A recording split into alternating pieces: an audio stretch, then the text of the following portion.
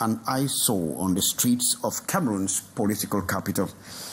And glimmer of hope for the people of Momo Division in the northwest region of Cameroon as construction work flags off on a bridge connecting communities in Bangui Central Subdivision after years of risk-bearing crossing over wooden bridges. FOP stories. Canal International.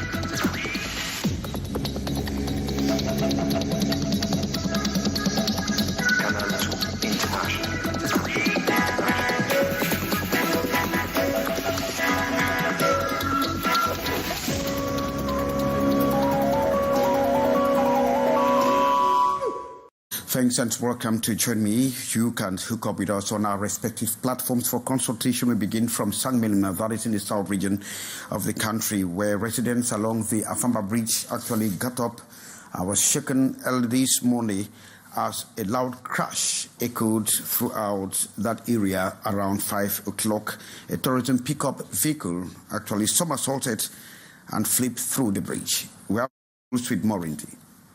Residents along the Afamba Bridge in Sangmilima were shaken early Tuesday as a loud crash echoed through the area around 5 to 5:30 a.m. A tourism pickup truck driven by 27-year-old Jordan Akono veered off the road, flipped over and landed back on his wheels. In a frantic attempt to escape, Akono was the sole occupant of the vehicle, tried to exit through the driver's seat window, but got trapped, hanging from the window, bleeding heavily. Local authorities swiftly responded to the scene. The senior divisional officer arrived with the public prosecutor, firefighters, and a medical team and security forces.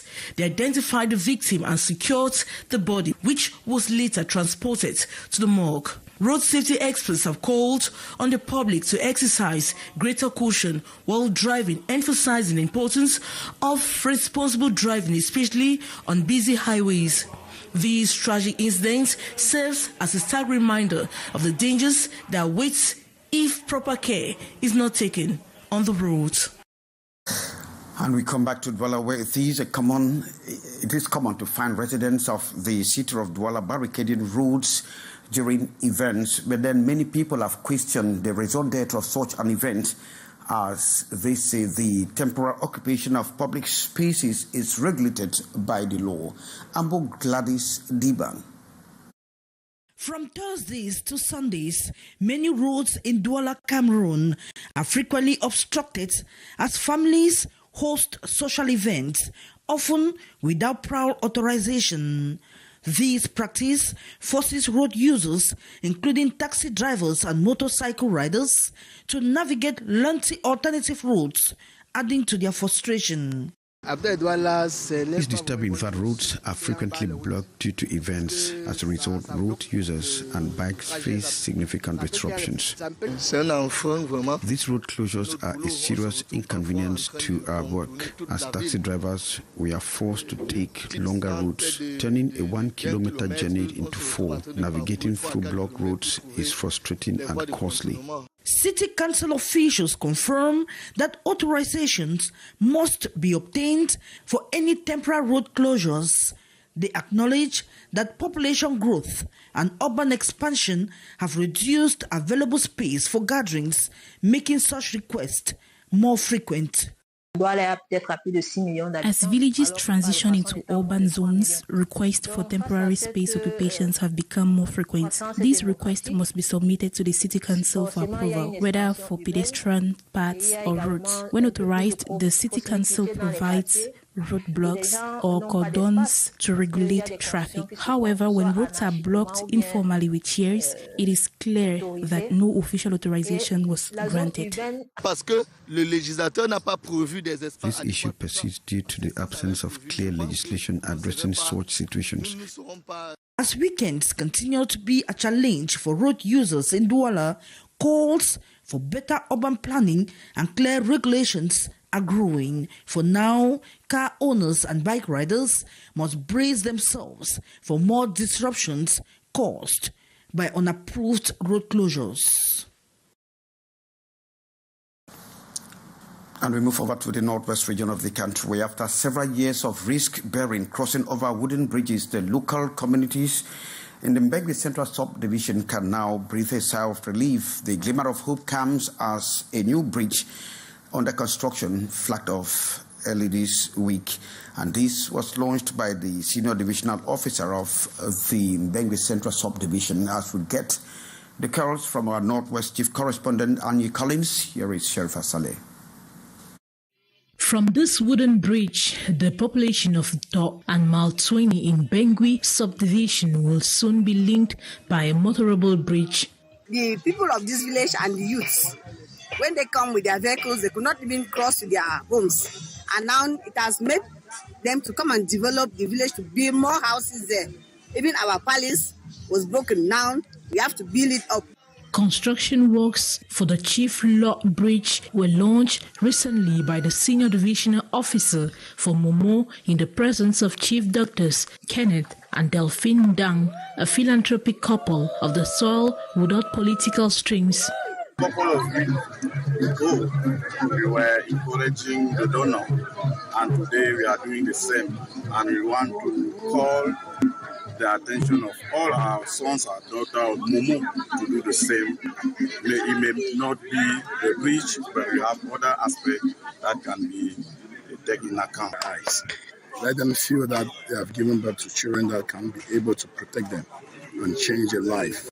Considered as a development catalyst for their localities, traditional rulers also appended their blessings.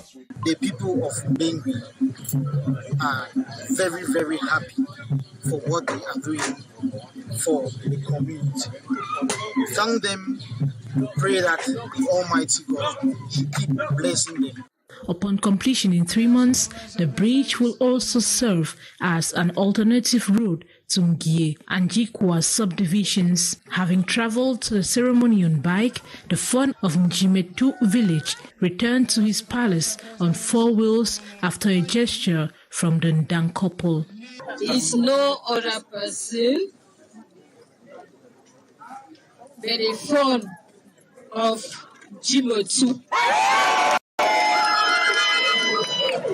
The people prayed for sustainable peace, for more good tidings to come their way.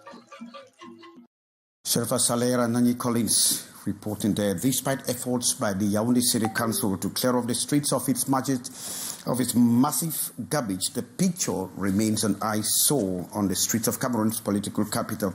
The recurrent pyramidal heap that is enveloping the city remains a sing-song in all the neighborhoods. Beatrice Ingamo says despite efforts, the situation is not even better. From Saturday, March 29, 2025, when the operation Clean Yaoundé in 3 days was launched by the city mayor to rid her of massive garbage heaps and so restore her former beauty by ending the unpleasantries around, the change is still to be felt by those living in these areas. We take the pain every day to tell people not to throw their waste like that, but they insult us. Cleaned Saturday will come to the Tuesday to find same waste. We are tired. The customers don't come. We pass a day without because of the stench. We are suffering from the smell and associated illnesses. It is this long cries for more than a year that pushed the city mayor to embark on this operation. Like individuals, the absence of trash cans partly responsible for the disorder. Need for garbage cans. Soon, say in 30 minutes, you'll see people throwing dirt. There is no one to stop them. Whereas, if there was a trash can, it would not have been like this. They should do their work, which is not only to stop bikes and cars on the road. The best work is this that infects people. We are often sick because of the waste.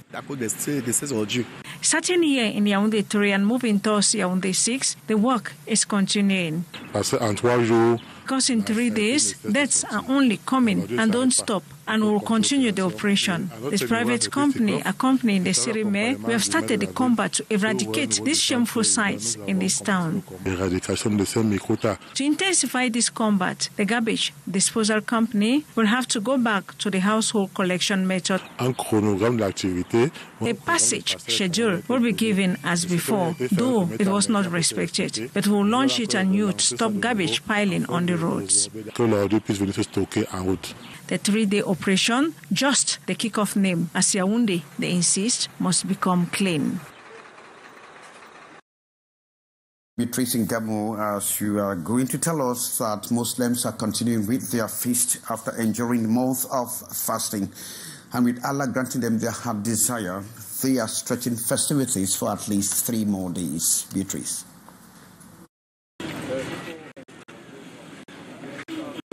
This Tuesday, day after the Ramadan feast, majority Muslim owners of fabric shops in the Briqueterie neighborhood under Yaoundé tous subdivision prioritize business. Pour nous, c'est d'abord le travail. Pour nous, pour hier, là, c'est déjà bon. Le travail, ce n'est pas que quelqu'un va arrêter parce que c'est le fait. Notre programme, on reste de 30 minutes après. On va voir nos amis. For school-going children, school come first, and after lessons, they continue the celebration. Il y a certains enfants qui sont à l'école, mais dans l'après-midi, la fête va continuer quand ils vont rentrer. This while other people believe in making most of the entire festive period. Once there is feast of this kind, you have to sacrifice. Leave work, businesses. Work does not finish. According to Muslim scholars, festivities continue for several days after the collective prayers, marking the end of Ramadan. It is a religious tradition that we celebrate, for example, 3 days. After every prayer, we do the devotion and praise to Allah. It is worth noting that the religion does not require Muslim faithfuls to abandon their work due to the prolonged celebration. If we have occupations after the first day, we can continue our activities, but we are free to continue. During these 3 days, Muslim faithfuls visit their loved ones and share meals with their guests, Muslim and non-Muslim alike. And in down south, particularly in Kribi, the Muslim community actually called for peace and unity as they gathered yesterday to celebrate the feast of the Ramadan, marking the end of fasting, and that alongside a call for unity, more unity. Muslim faithful in Kribi gathered in large numbers at various prayer grounds to observe the Ramadan prayers, a time for reflection, prayer and unity. The prayers were held across 4 designated prayer areas in Kribi 2 subdivision. Un seul peuple à Kribi. Comme je vous l'ai toujours dit, le nouveau Kribi a besoin de tout le monde. Nous devons être en synergie. At the Kribi ceremonial ground, the prayers were led by Imam Ismail Z. Tonga, who emphasized the importance of peace, tolerance and harmony among different communities. His message of unity echoed throughout the events as he called for continued mutual respect. Nous avons été bénis musulmans à ne pas se lancer dans la haine. The senior divisional officer of the Ocean Division, Nuhu Bello, who was present at the ceremonial ground, also shared similar sentiments. Le moment où les musulmans vont raffermir les liens et vivre ensemble avec les autres communautés. At the Kribi Islamic complex, a similar message was delivered by Imam Abubakar Umar, who also called for the faithful to uphold the values of peace and togetherness during this holy period. The Bamoun Muslim community in Kribi also gathered at Ngoye Beach for prayers, where Imam Zachary led the faithful. He stressed the importance of respect for one another and adherence to the teachings of the Quran. Imam Mindarifu of Ndumbe also led prayers in Kribi, urging the faithful to remain steadfast in their prayers and to practice the teachings of the Holy Quran throughout the Ramadan and beyond. The Muslim community in Kribi expressed their continued commitment to praying for peace and harmony in Cameroon, especially during the current electoral period, with hopes that peace would prevail in the country. Thanks very much, Maureen Zeeb. We stay with you as you are going to report on how the first ever Women's Talent Contest on innovative projects took place on the 29th of March. Now, this is retrospective, and so hundreds of women were showcasing their entrepreneurial skills as they are poised to develop the nation. Maureen D. Women with innovative projects, women who dream of realizing their ambitions in entrepreneurship and asserting opportunities, an objective that JFC Avocat Cameroon is determined to instill in women by unleashing their talents. We are organizing the first edition of Éclosion des Talents Féminins, which aims at empowering women, empowering entrepreneurs women. Why? Because we have realized in our law firm that most women entrepreneurs, female entrepreneurs, they lack accompaniment, they lack expertise in order to help them develop their enterprises. This vision was brought to life by the promoter Barrister Winnie, who initiated the first ever edition of the Unleashing Women's Talents Contest, dedicated to female entrepreneurs and innovators. The gathering took place in Douala on March 29, 2025, where hundreds of women gathered to participate in this inspiring event. Our economic development also depends on the women, on the female entrepreneurship. So without the female entrepreneurship, without the female empowerment in the economic sector, we will never have the economic development that we are all awaiting in our country. Organized by the JFC law firm, women who align with the project will have the opportunity to receive financial grants to boost their projects and businesses, specialized training, mentorship programs, networking opportunities, legal, fiscal, and project management support, and much more. It's an incredible opportunity for women to unlock their full potential and take their ventures to the next level. Indeed, drawing the curtains for this edition of the 6:15 with me, Kejang Henry Atembe. Thanking you for being there with us. Coming up in a split second, Lee Piju with Le Débrief de l'Actualité. And of course, the panelists are already here. From me, goodbye.